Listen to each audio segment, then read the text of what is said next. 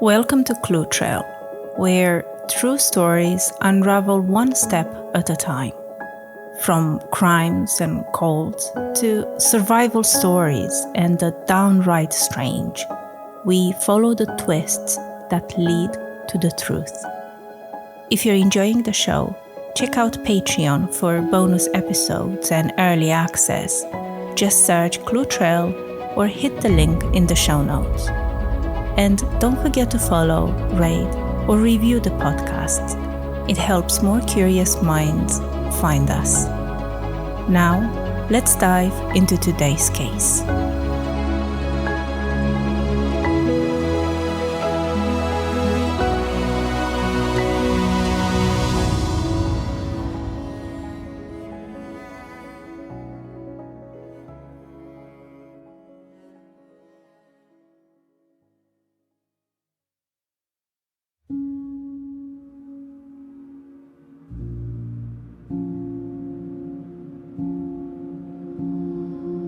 In Victorian England, a dark shadow loomed over the industrial towns of the northeast. A shadow cast not by some criminal mastermind or notorious gang, but by a seemingly ordinary woman with a deadly secret. Marianne Cotton, a nurse, a wife, and a mother, was also one of Britain's first documented female serial killers, accused of murdering as many as 21 people, including her own children and husbands. Her case shocked the nation. How did she evade suspicion for so long? And what drove her to commit such horrifying acts? Today, we follow the chilling path of Marianne Cotton.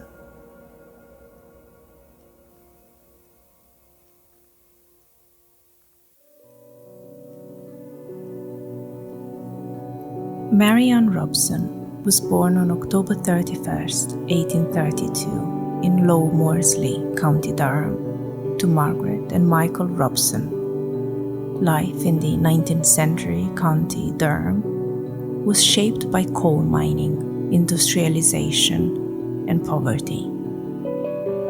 Families lived in small, overcrowded cottages, usually 2 to 3 rooms, with no running water or sanitation. Outbreaks of disease were common, and most people relied on tight-knit community support just to survive. But the village grew quickly, from fewer than 100 people in the early 1800s to around 6,500 by 1901. This influx was largely driven by the mining industry. Boys as young as 8 worked in the mines, while women handled domestic labor. It was a hard life.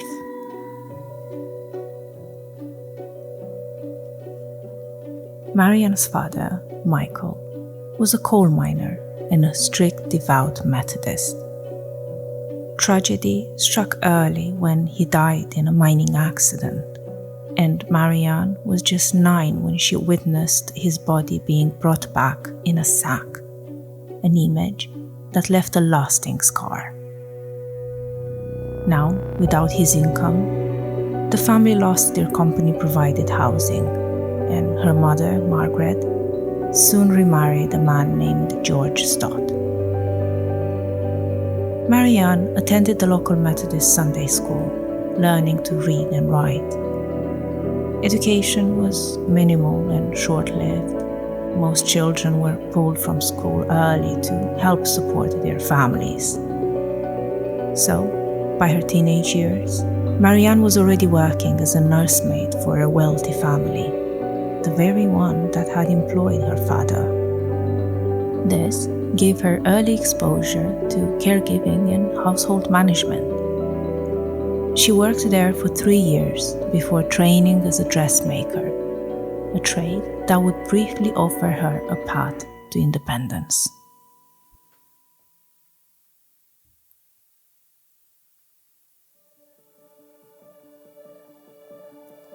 In 1852, Marianne met William Mowbray, a 35-year-old miner new to the area. They married on July 18 the same year, when Marianne was 19 and pregnant.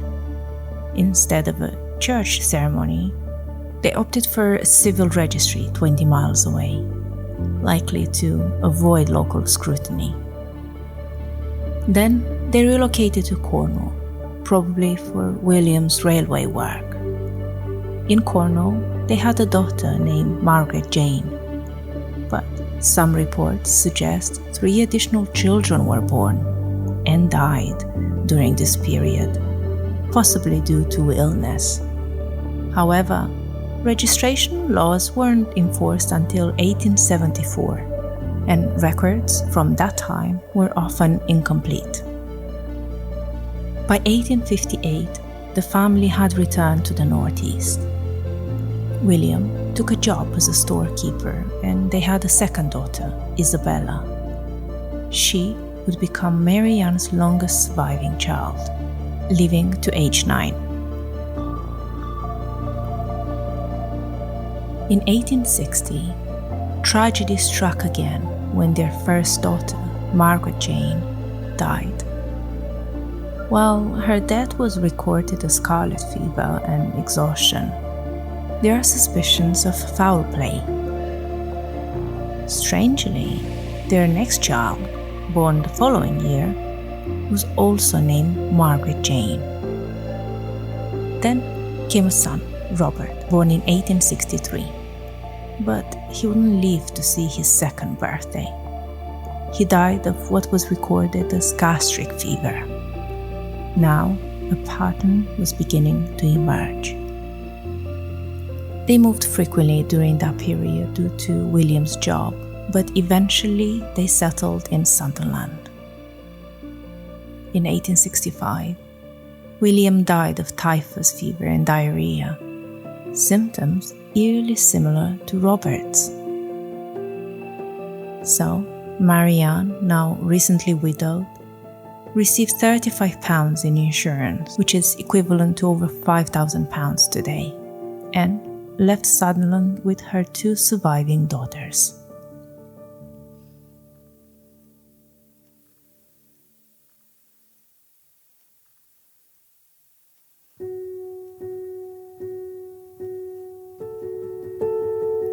Marianne moved to Seaham Harbour, a busy coal port. There, she rekindled, or possibly continued, an affair with Joseph Natras. Some actually believe this relationship had begun while William was still alive. One theory suggests that William's death was conveniently timed. With Joseph planning to relocate, Marianne might have seen her marriage as an obstacle to maintaining this relationship. Divorce was almost impossible, and moving would have required William's consent. However, Joseph was married at that time, possibly without Marianne's knowledge. The plan to start a life together quickly fell apart. Shortly after the move, Margaret Jane, the second child, died of typhus. Though typhus was common in that area, given the circumstances, it's hard not to question the timing. Marianne returned to Sunderland and took work at the infirmary. She sent Isabella to live with her mother, and it was at this infirmary where she met George Ward, her second husband.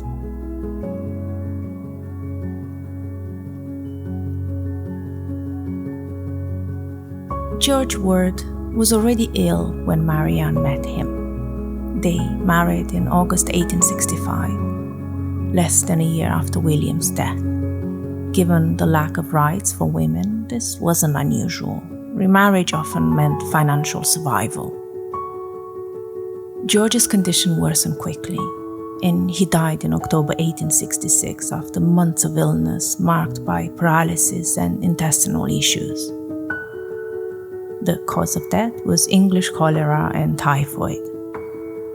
But doctors found the death sudden and surprising.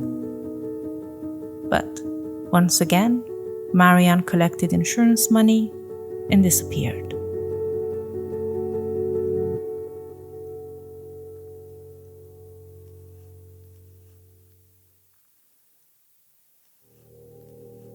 In late 1866, Marianne became housekeeper for James Robinson, a recent widower with several children. Almost immediately, tragedy struck again. His 2-year-old son died of gastric fever, possibly within days of Marianne's arrival. But despite the timing being very suspicious, James didn't suspect foul play. So he and Marianne soon began a relationship and she became pregnant. Around this time, Marianne's mother fell ill, and Marianne went to care for her, but the illness, hepatitis, worsened and her mother died just 9 days after Marianne arrived, which again seems to be another coincidence. Returning to James' home now with Isabella, Marianne now lived with James' remaining children. But, in quick succession, all three, Elizabeth, James Jr., and Isabella, died of stomach-related illnesses. Still, she and James married 4 months later. Their first child, Margaret Isabella, died 1 month after birth. Another child, George, was born in June 1869. Eventually, James grew suspicious, especially when Marianne encouraged him to insure his life. He also discovered she was in debt and was asking his older children to pawn items. He ended the marriage and expelled her. Marianne left with baby George but abandoned him soon after. Luckily, the child was later united with James, and he was alive. Now, once again on her own, Marianne was introduced by a friend to her brother, Frederick Cotton, a widower with 2 surviving sons. She moved in and soon became pregnant with his child. In March 1870, Frederick's sister, Margaret, who had supported the relationship, suddenly died. Again, symptoms included nausea, fever, and vomiting. The official cause of death was pleuropneumonia, but the unofficial suspicion, arsenic poisoning. Although they were in a relationship and she was pregnant with his child, Marianne actually left Frederick briefly, but she returned in the summer. They married in September, while she was still legally married to James Robinson. With a baby on the way, they moved to West Auckland, where, coincidentally, Joseph Nattrass now lived. By September that year, Frederick was dead. 3 months later, Nattrass moved in as a boarder, and Marianne was preparing to move once again. To support her family, she took a nursing job with Quick Manning, an excise officer and bachelor. He represented a step up. But now, she had too many people in the way. So, in March and April 1872, 3 people died: Frederick Jr., baby Robert, and Nattrass, all from illnesses involving gastric or typhoid symptoms. Neighbors reported Nattrass died in agony, and his final wish was to leave Marianne his belongings, calling her his best friend. Meanwhile, she left her baby's corpse in the room with Nattrass to save on funeral costs. Marianne now had one obstacle left: Charles Edward Cotton, the only remaining child from her marriage to Frederick.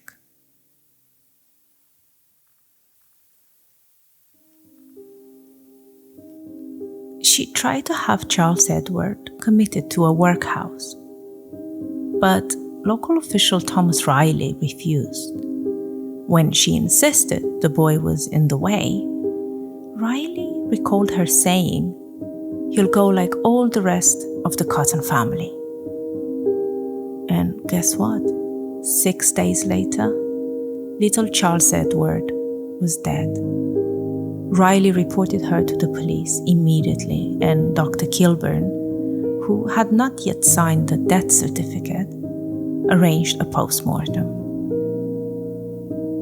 At first, the inquest ruled the death as natural, possibly due to Dr. Kilburn rushing through the post-mortem.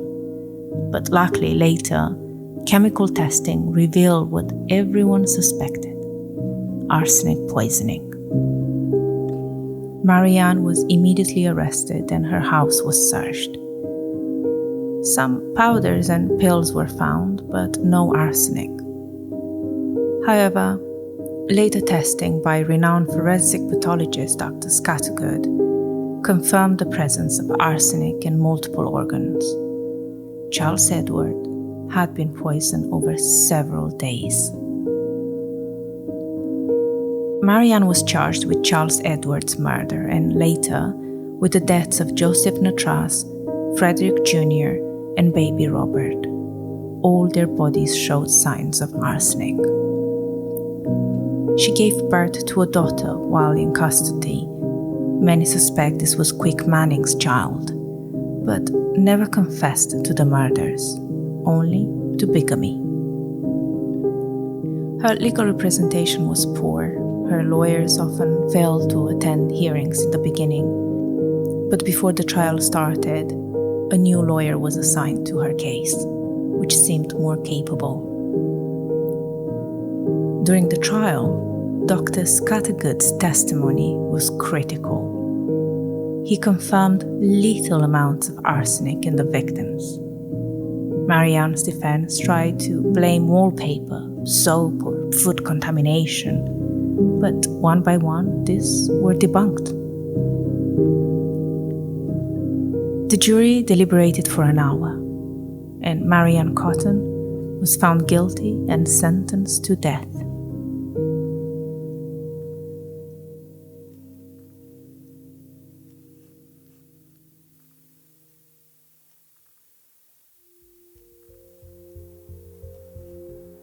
She was hanged on March 24, 1873, behind the prison walls.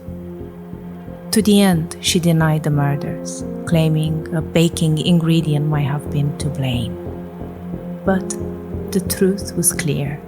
Marianne Cotton left behind a legacy of pain, loss, and calculated evil. Thanks for following this tragic and chilling story. Until next time.